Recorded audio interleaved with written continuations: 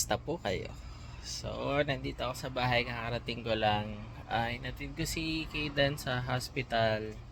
Si mami niya nag-aalaga with baby Renz. So, nag-work ako saglit. Ngayon is mga 2 p.m. Iniinit ko yung bulalo, kakain. And then after, kakalikutin ko saglit ang ating Honda EG. At i-install natin ang ating 90mm na Skunk2 Throttle body and yung bracket. Ayan. Kailangan natin yung bracket para magamit natin yung throttle, and then i-try ko kung may oras pa ako na i-figure out bakit walang supply ng gasolina. So, meron tayong intake manifold na copy ng gato and 1000cc injector should exit. Pag napaandar ko na siya, babaklasin ulit natin yan lahat. Malalaman niyo kung bakit. So ngayon, kumain tayo and then balik tayo dito.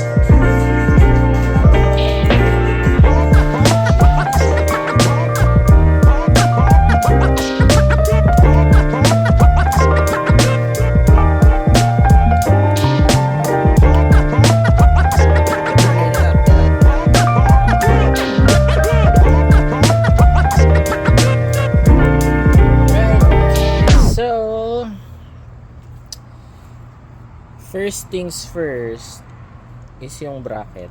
So bumili ko na ito sa Ace Hardware. And kailangan natin install yung bracket para magkaroon tayo ng pedal. Yung bracket, and hindi to siya totally kasya. So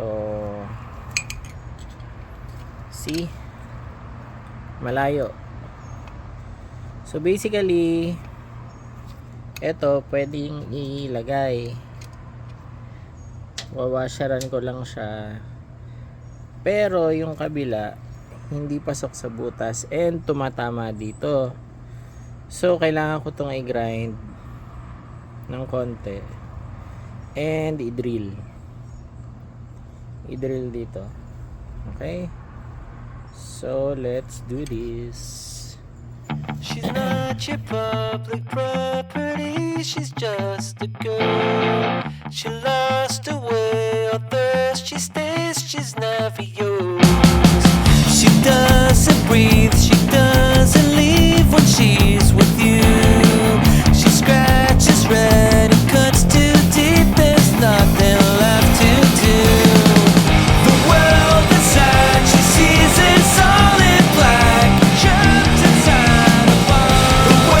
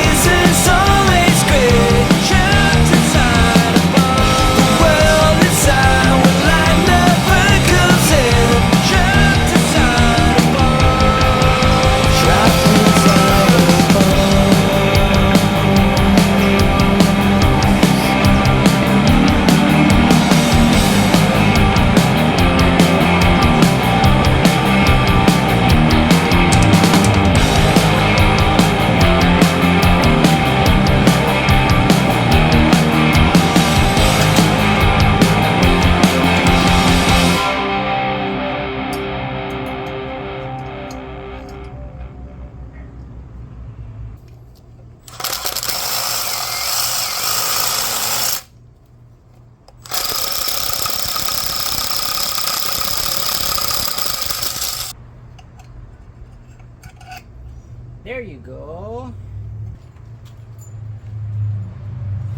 TPS. Tanggal na.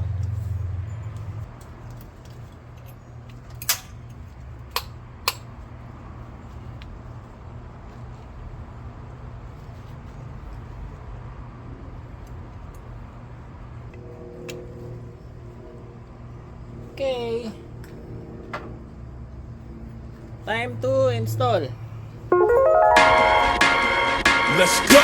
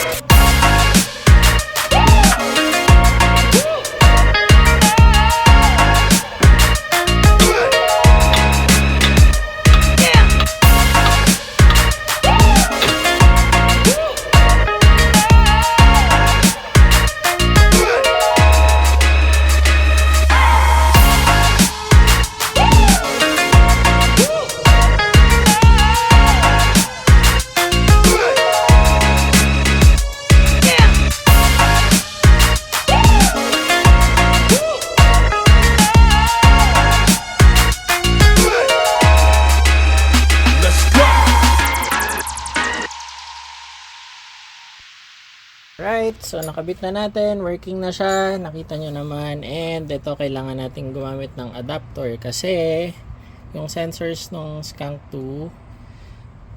they're using the B series or D series TPS and map sensors. So you have to get the harness adapter. And basically that's it. It's already 4 p.m. and 4 p.m.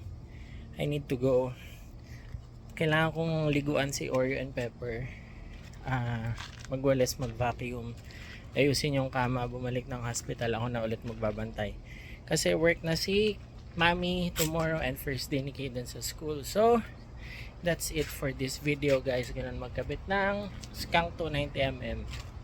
Hindi siya mag-fit sa ordinary manifold. So, it's either you get an adapter na mag-fit sa kanya or get the hole in na malaki. And hindi ka pwedeng gumamit ng 90mm ng mga big throttle kung stuck ang iyong makina. Okay? That's it. Thank you for watching mga kapatid. Maraming salamat sa inyo. Subscribe na kayo.